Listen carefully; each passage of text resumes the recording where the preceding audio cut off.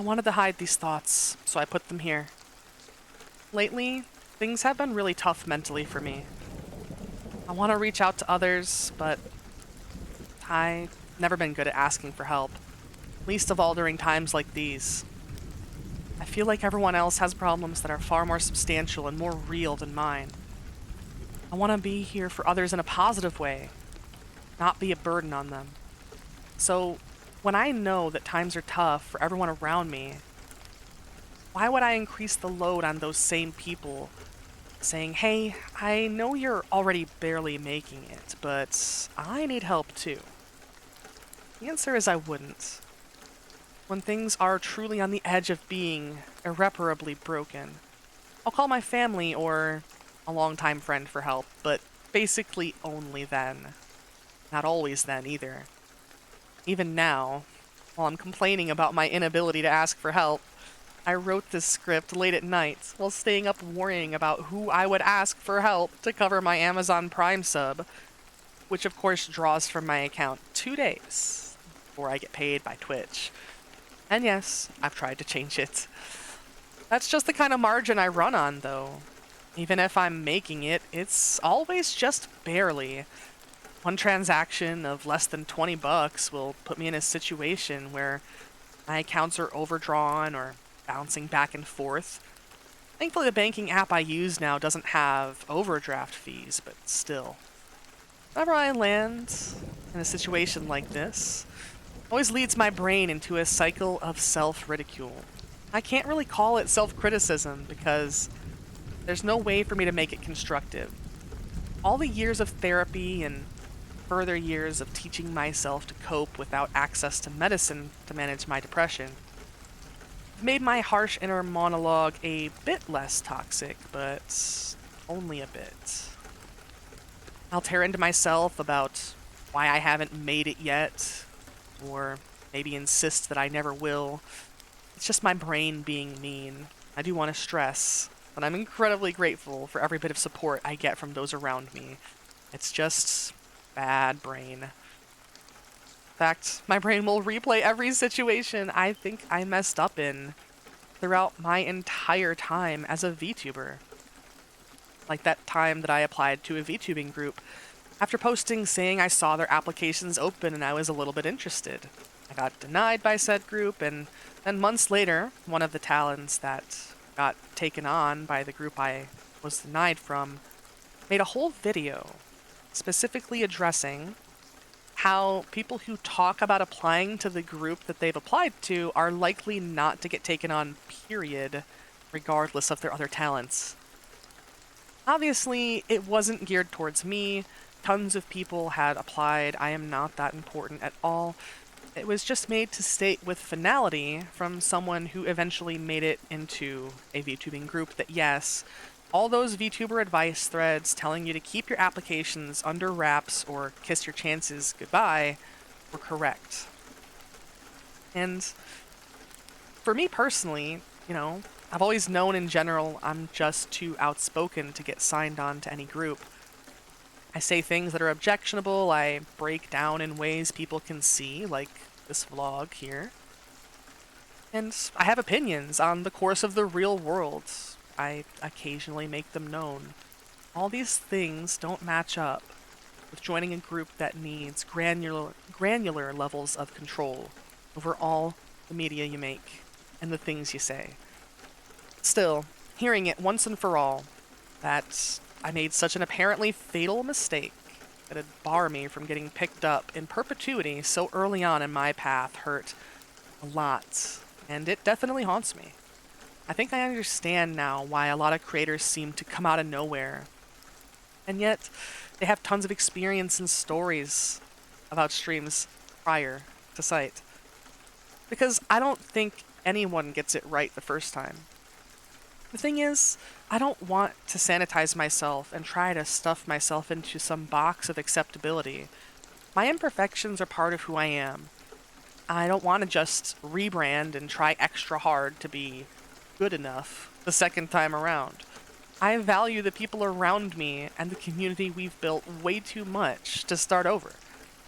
I just also know that without the push that a group could provide or just wild luck. My growth relies entirely on myself. The person who can't even manage to ask for help when they fall short in such utterly fixable and unimportant ways. So, where can I go from here? Only up, I tell myself, just like how I told myself years ago that I would make it out of my former abusive living situation. I can tell myself this, and I can make it true. I'll always be down, but I'll never be out. Because I simply have too much fun finding new ways to spend time with my friends. People who come out and chill with me almost every day. It just does make it difficult to think of future activities, plan events, and the like, when most of the big fun stuff I see everyone else planning for streamiversaries and streamathons tends to cost a lot of money. It leads me right back into that negative self-thought cycle. At the end of 2022, thought for sure I'd be in a decent financial spot by the summer of 2023, which is now. I thought back then that I might even be in a decent enough spot to start saving up for a model update, but honestly, I'm not. There are so many things I'd love to do that I simply can't afford. The improvements I can make with low or no cost or big time investments, which can be daunting as well. But despite my brain being a downer, I've tried to fight through it. I've been finding and bookmarking future low-cost upgrades to the stream. You've sat through all of this gloom, deserve to know the goodies that are planned. So, the highest priority is VTS POG, an extension that costs about $15 last I checked. VTS POG will allow us to add text-to-speech functionality to SNOM or any future live 2D stream pets. The second highest priority is a custom chat box. The chat box looks nice, of course, but the major feature is that it displays your pronouns in chat and also on the stream, along with the chat box when it pops up. The pronouns extension is actually free, so we could use that now. It just, it's only on PC. I'm trying to find a way to make this support non-computer users, but I'm not sure if I can. I'll keep looking. The third lowest priority, but still on the list, is stream avatars. Not sure about it, since it would be screen clutter, but you know, it just depends on if I can get it to fit into my layout in a way that doesn't bother me. It'd be easier if stream avatars offered other options than just having them walk along a flat plane, but maybe once I buy it, I can DM them with a request. As far as events, that's kind of a bigger hurdle. I think as far as low-cost events, using the Magic 8-Ball in my chat to determine what challenges I do in a game would be really fun. I think chat would enjoy that. So during my upcoming streamiversary, that could be something that we end up doing, as well as some good old multiplayer games. And it is always important to honor how far I've come as well. Regardless of numbers, there are a lot of people around me, wonderful people, and many of them have been here since almost the beginning. Over the past year, our community has helped me significantly upgrade my streaming setup. Now I can play lots of stuff through my capture card with fewer worries of PC lag causing issues. Lets me share more games with you, even ones from my youth. As an example, we recently played through the entire Fable series on stream. Also, I've finally been doing more hangout streams, watching videos with chat. Like I always wanted to since I started. The Xbox helps me not have to worry about videos lagging or browser issues, so I do them about once a week now.